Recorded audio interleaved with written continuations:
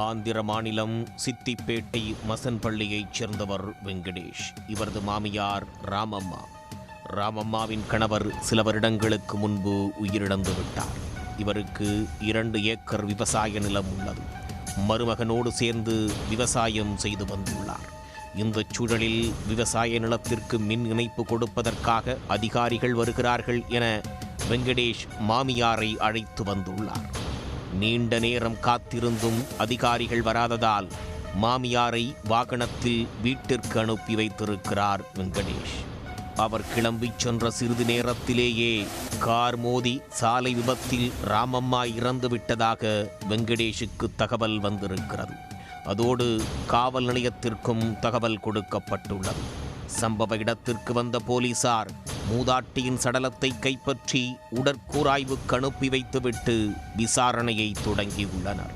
ராமம்மாவை இடித்து கொன்றது எந்த கார் என்று தெரிந்து கொள்ள விபத்து நடந்த சாலையில் இருந்த CCTV கேமராக்களை போலீசார் ஆராய்ந்திருக்கிறார்கள்.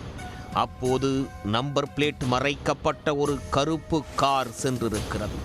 அந்த காரை போலீசார் ட்ராக் செய்திருக்கிறார்கள்.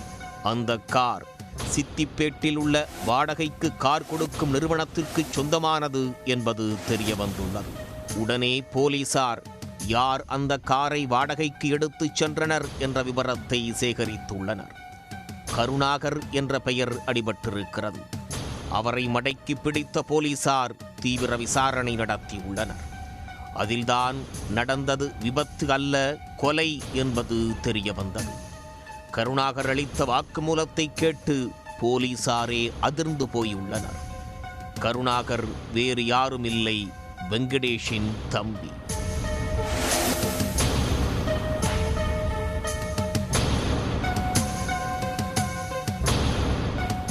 ஆம், அண்ணனும் தம்பியும் சேர்ந்துதான் திட்டம் போட்டு ராமம்மாவை தீர்த்து கட்டி உள்ளனர். வெங்கடேஷ் கடந்த சில வருடங்களாக அதீத கடன் சுமையால் அவதிப்பட்டு வந்துள்ளார். 22 லட்சம் ரூபாய்க்கு மேல் உள்ள கடனை எப்படியாவது அடைத்துவிட வேண்டும் என வெங்கடேஷ் முயன்றிருக்கிறார். ஆனால் அது நடக்கவில்லை. கடன் கொடுத்தவர்கள் தீவிர நெருக்கடி கொடுத்துள்ளார்கள். இதனால் கடனை அடைக்க குறுக்கு வழியை யோசித்திருக்கிறார் வெங்கடேஷ்.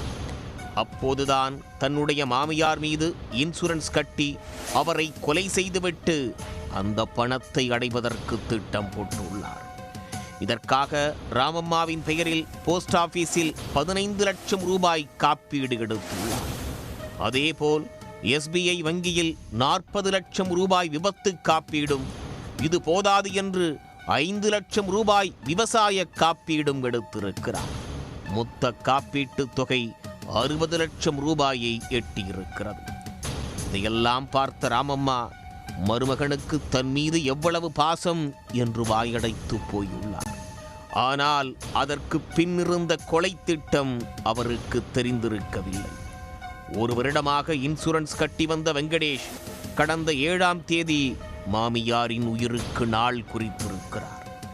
இந்த கொலை திட்டத்தை நிறைவேற்ற தன்னுடைய தம்பியான கருணாகரையும் கூட்டு சேர்த்திருக்கிறார். கருணாகரும் கொலையை செய்ய ஒப்புக்கொள்ள காரணம் இருந்தது.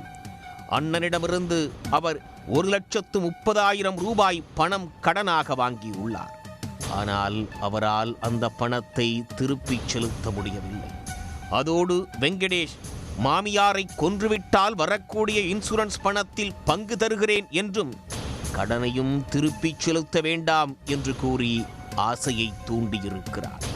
இதனால் அண்ணனின் கொலை திட்டத்தில் கைகோர்த்திருக்கிறார் கருணாகர். சம்பவத்தன்று சித்திப்பேட்டில் உள்ள கார் வாடகைக்கு விடும் நிறுவனத்திற்கு சென்ற கருணாகர் தன்னுடைய ஆதார் கார்டு உள்ளிட்ட ஆவணங்களை கொடுத்து 2500 ரூபாய்க்கு கார் ஒன்றை வாடகைக்கு எடுத்துள்ளார். வெங்கடேஷ் அதிகாரிகள் வருவதாக மாமியாரை விவசாய நிலத்திற்கு அழைத்து வந்து திட்டமிட்டபடியே அவரை தனியே வீட்டிற்கு அனுப்பி வைத்துள்ளார். சாலையில் தயாராக இருந்த கருணாகர் யாரும் இல்லாத நேரம் பார்த்து ராமம்மாவை காரை ஏற்றி கொன்றுவிட்டு தப்பிச் சென்றது விசாரணையில் தெரிய வந்துள்ளது. பாபநாசம் திரைப்படம் பார்த்து இன்ஸ்பயர் ஆகி கொலை செய்தால் எப்படி மாட்டிக்கொள்ளாமல் இருக்க வேண்டுமென வெங்கடேஷ் கொலை திட்டத்தை போட்டு விபத்து நாடகமாடியிருப்பது விசாரணையில் தெரிய வந்துள்ளது. ஆனால் கார் வாடகைக்கு எடுக்க கொடுத்த ஆவணங்களும் சிசிடிவி காட்சிகளும் வெங்கடேஷையும் அவரது தம்பி கருணாகரையும் சிக்க வைத்துவிட்டது.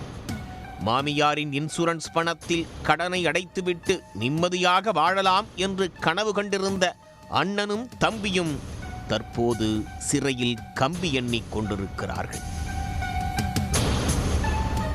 உடனுக்குடன் செய்திகளை தெரிந்து கொள்ள சன் நியூஸ் பெல் ஐகானை கிளிக் பண்ணுங்க.